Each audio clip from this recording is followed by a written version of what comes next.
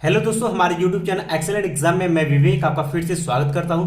दोस्तों शाम के 6 बज चुके हैं और आपका केमिस्ट्री क्लास शुरू हो चुका है, तो फटाफट आप लोग क्लास में आ जाइए। और दोस्तों आज हम लेकर के आ चुके हैं कक्षा 12 रसायन विज्ञान में अध्याय फर्स्ट ठोस अवस्था यानी सॉलिड स्टेट में। दोस्तों ये आपका भाग 3 यानी तीसरा क्लास। इसके पहले मैंने दो क्लास, पहले क्लास में बेसिक यानी ठोस अवस्था क्या होता है उसके बारे में हमने बताया था। सेकेंड वाले में ठोस अवस्था के प्रकार के बारे में हमने बताया था। दोस्तों भाग 3 यानी आज की क्लास में हम लोग पढ़ेंगे क्रिस्टली ठोस के प्रकार। ठीक है, ये बहुत ही इंपॉर्टेंट है और इससे आपके बोर्ड एग्जाम में क्वेश्चन भी पूछे जाते थे। ये टॉपिक बहुत ही इंपॉर्टेंट है।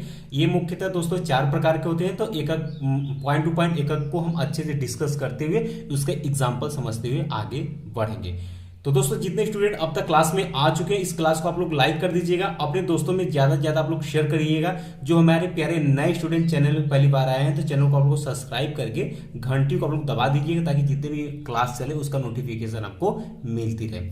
और दोस्तों बात करें तो दोस्तों आपको 2023 की जबरदस्त तैयारी करने के लिए हमने दो ग्रुप बनाया हुआ, एक टेलीग्राम के लिए और एक व्हाट्सएप के लिए। अगर दोस्तों आप व्हाट्सएप चलाते हैं तो आप उसका ग्रुप का लिंक आपको मिल जाएगा, डिस्क्रिप्शन बॉक्स में पहले ही दिया गया है, वहां से आप लोग जुड़ जाइएगा।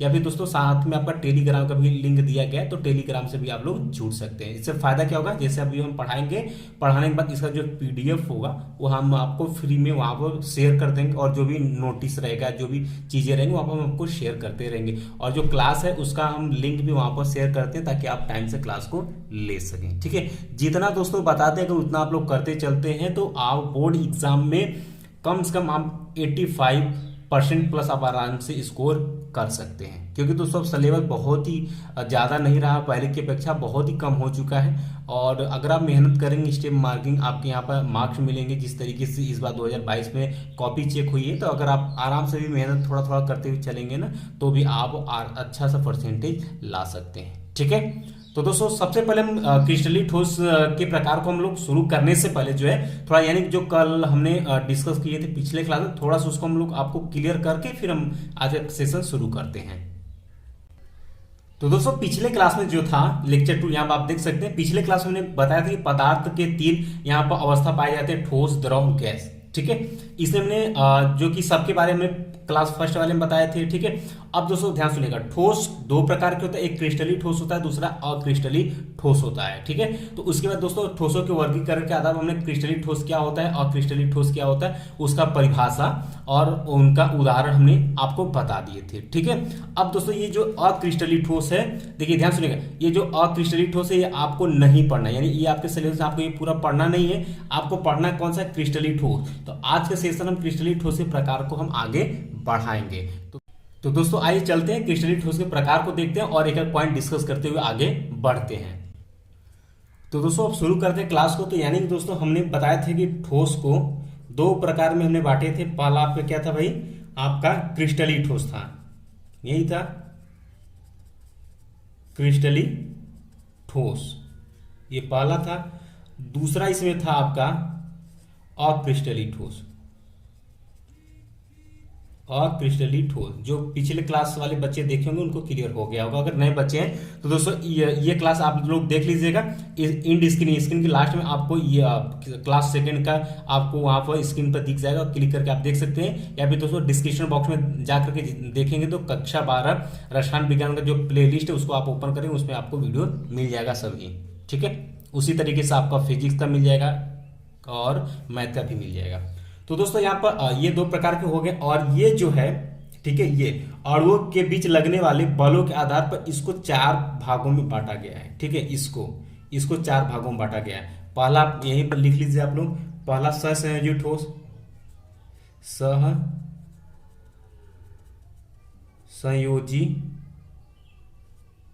सहसंयोजी ठोस। ठीक है, दूसरा इसमें आता है आपका आयनिक ठोस। एकदम बहुत ही आराम से समझेंगे, पूरा समझ जाएंगे। ठीक है, आयनिक ठोस नाम से ही क्लियर है, आप आराम से पहचान लेंगे सभी को। ठीक है, इसके बाद दोस्तों धात्विक ठोस, और लास्ट है आपका आणविक ठोस। लास्ट है आपका आणविक ठोस। यही आपको 4 पढ़नी है। ठीक है, तो यहाँ पर आप नंबर देना चाहे तो दे सकते हैं। ये पहला हो गया, ये दूसरा हो गया और ये तीसरा हो गया, ये आपका चौथा हो गया। यानी दोस्तों आपके जो सिलेबस आपको जो पढ़ना है, आपको क्रिस्टलीय ठोस के बारे में ही पढ़ना है, जो कि 4 प्रकार का है। और ये अक्रिस्टलीय ठोस को आपके सिलेबस में नहीं पढ़ना है, ठीक है, इसके बारे में नहीं पढ़ना है। सिर्फ अक्रिस्टलीय ठोस क्या होता है ये पढ़ना है, और दोनों में अंतर आपको पढ़ना है, बस इतना ही आपको जाननी है, ठीक है, जो कि मैंने पिछले क्लास में ऑलरेडी बता चुका हूँ। अब दोस्तों आप सभी लोग हेडिंग डाल लीजिएगा। जैसे ये तो हमने शॉर्टकट में आपको समझाने के लिए बता दिए, अब थोड़ा सा हम आपको लिखवा देते हैं। तो हेडिंग डाल लीजिएगा, क्रिस्टलीय ठोसों का वर्गीकरण। क्रिस्टलीय ठोसों का वर्गीकरण, ठीक है, हेडिंग आप लोग डाल लीजिए। और पेन कॉपी साथ में लेकर के बैठिए, नोट्स बनाते चलिए, ये नोट्स आपको आने वाले समय में काम देगा, तो आपको बनाना ही। चलिए इसमें कुछ लिख लेते हैं हम लोग कि अवयवी कणों के मध्य, ध्यान सुनिएगा, इसको किस तरीके से बांटा गया उसके बारे में अगर लिखें तो लिखेंगे आप कि अवयवी कणों के मध्य, कणों के मध्य लगने वाले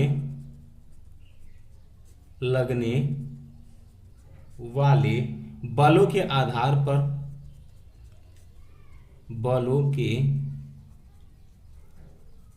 आधार पर क्रिस्टलीय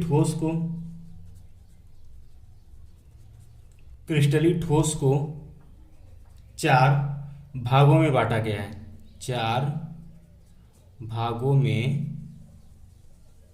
बांटा गया है, जैसा कि आपको पता ही है।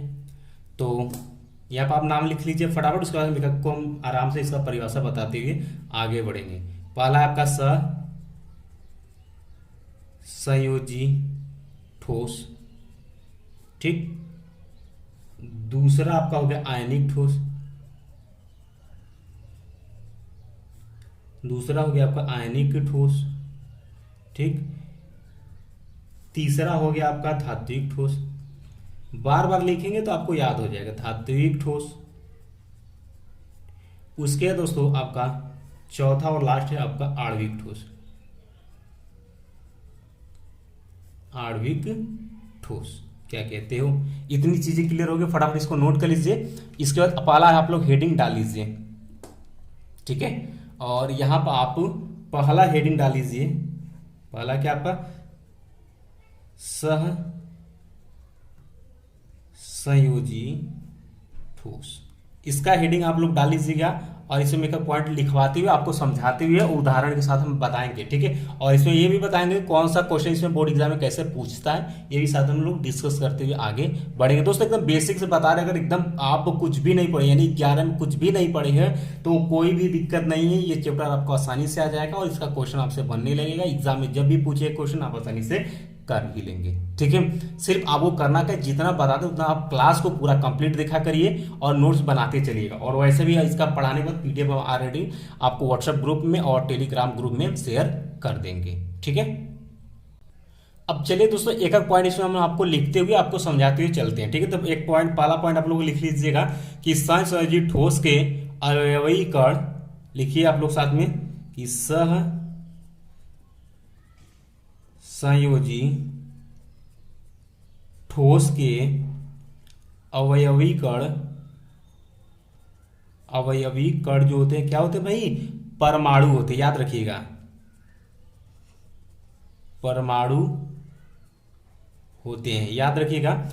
ये देखिए ध्यान सुनिएगा, ससंयोजी ठोस क्या होते हैं उसके बारे में एक जानकारी प्राप्त करेंगे, वो भी पॉइंट टू पॉइंट। तो ये कहता है कि ससंयोजी ठोस के जो अवयवी कण होते हैं, यानी वो जो जिससे मिल करके वो बना होता है, अवयवी कण का मतलब कि जिस चीज से वो बना होता है मिलकर के ना, तो अवयवी कण जिस चीज से वो मिलकर बना होता है वो क्या होता है, परमाणु होते हैं, यानी परमाणु से मिलकर के बना होता है सहसंयोजी ठोस। तो याद रखिएगा, ये आपको क्वेश्चन में पूछ सकता है कि इनके कण यानी सहसंयोजी ठोस किससे मिलकर के बने होते हैं दोस्तों, तो इनके अवयवी कण किससे बन के मिले होते हैं, परमाणु से मिलकर के बने होते हैं। क्लियर बात, इसलिए यहाँ पर हमने क्या कर दिया, इसको टिक कर दिया।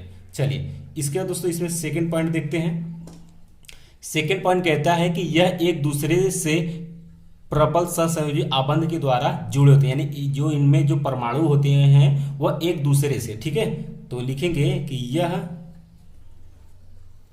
एक दूसरे से प्रबल प्रबल सह संयोजी आबंध के द्वारा जुड़े होते हैं,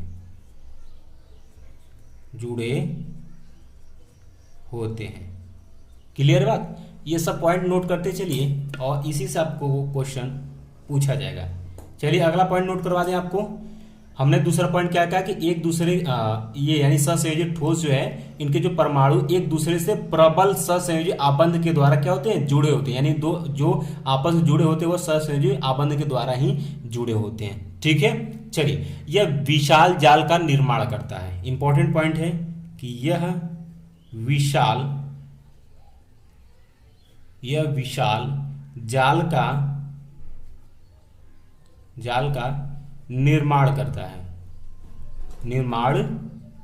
करता है।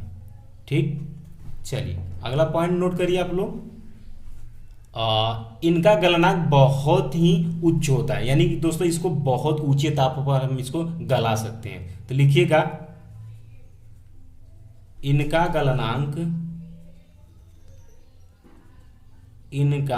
गलनांक बहुत उच्च होता है, बहुत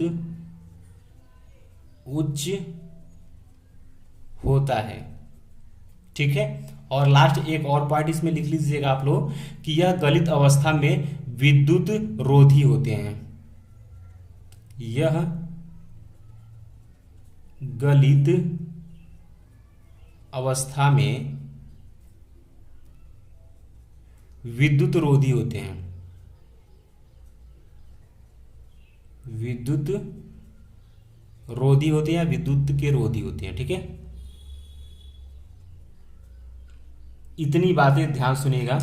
बस आपको करना क्या है, 4 पॉइंट मैंने आपको बताया, एक बार मैं फिर से क्लियर कर देता हूं कि सहसंयोजी ठोस के जो अवयव यानी जो जिससे मिलकर के बना होता है वो परमाणु से मिलकर के बने होते हैं, याद रखिएगा। दूसरा पॉइंट कहता है कि यह एक दूसरे से प्रबल सहसंयोजी आबंध के द्वारा क्या होते हैं, जुड़े होते हैं। ठीक है, इसके दोस्तों यह विशाल जाल का निर्माण करता है, यानी बहुत बड़ा निर्माण करता है। ठीक है, इसका गलनांक जो होता है बहुत ही क्या होता है, उच्च होता है, यानी दोस्तों बहुत ऊंचे ताप पर यह क्या होता है, पिघलता है यानी गलता है।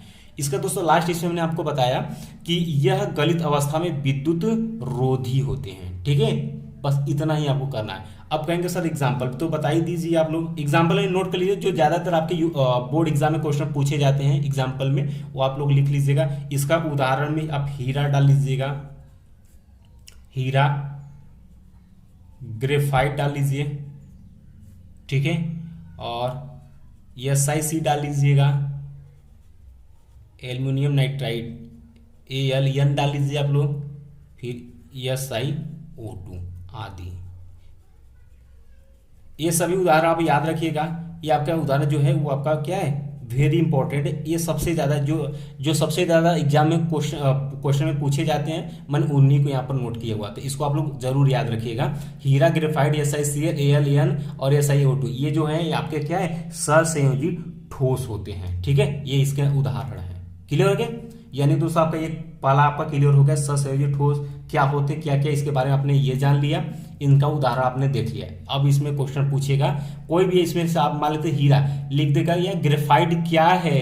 ठीक है, ग्रेफाइट क्या है, 4 ऑप्शन आपको दे देगा, सहसंयोजी ठोस है, आयनिक ठोस है, धात्विक ठोस है या आणविक ठोस है। तो क्या आप टिक करेंगे, ग्रेफाइट क्या है आपकी, सहसंयोजी ठोस है। ऐसे ही क्वेश्चन आपके एग्जाम में पूछे जाते हैं। चलिए सेकंड हेडिंग आप लोग फटाफट डाल लीजिएगा, आयनिक ठोस। तो दोस्तों आयनिक ठोस आप लोगों ने हेडिंग डाल लिया, तो पहला इसमें भी आप लिखिएगा, पहला पॉइंट इसमें आप लोग लिखिए वही क्या किया कि मैं यानी आयनिक ठोस जो है वो किससे मिलकर के बना होता है उसके बारे में आप लोग लिखिए कि आयनिक ठोस के अवयव कण आयन होते हैं। ठीक है, यहां पर लिखिए आप लोग,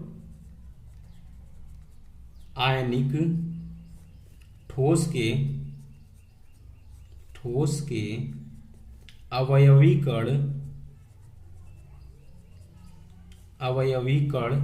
क्या होते हैं, आयन होते हैं। क्या होते हैं भाई, आयन होते हैं। यानी दोस्तों आयनिक ठोस के जो अवयवी कण होते हैं वो आयन होते हैं, यानी कि आयन से मिलकर के बने होते हैं। ठीक है, चलिए ये आपने लिख दिया। इसके दूसरा इसमें पॉइंट आप लोग लिखिएगा साथ में। दूसरा पॉइंट इसमें दोस्तों आप लिखिएगा आयनिक ठोस के संरचनात्मक इकाई में धन आयन तथा ऋण आयन होते हैं। यानी दोस्तों आयनिक, अभी हम आपको जस्ट आप लिख लीजिए, हम आपको पूरा क्लियर कर दिए तो बहुत ही नाम से क्लियर है, ठीक है। आयनिक ठोस आप पहचान लेंगे। तो आयनिक ठोस के संरचनात्मक इकाई क्या होते हैं? इकाई में धन आयन तथा ऋण आयन होते हैं। ये सेकंड पॉइंट आप लोग लिख लीजिएगा कि आयनिक ठोस के संरचनात्मक इकाई में धन आयन तथा क्या होते हैं? ऋण आयन होते हैं। इसके बाद तीसरा पॉइंट इसमें आप लोग लिखिएगा कि यह वैद्युत संयोजी आबंध के द्वारा जुड़े होते हैं। यह वैद्युत संयोजी आबंध के द्वारा, आपने कक्षा 11 में पढ़ा होगा वैद्युत संयोजी आबंध, ठीक है। तो यह वैद्युत संयोजी आबंध के द्वारा जुड़े होते हैं, ठीक है। और इसके बाद दोस्तों एक पॉइंट और इसमें आप लोग लिख लीजिएगा कि यह गलित अवस्था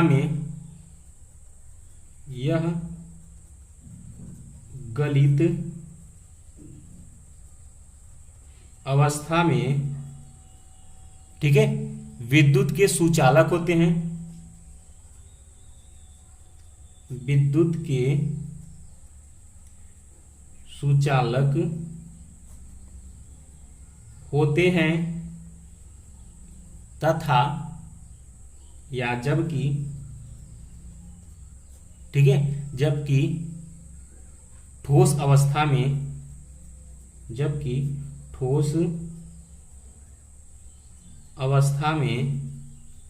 विद्युत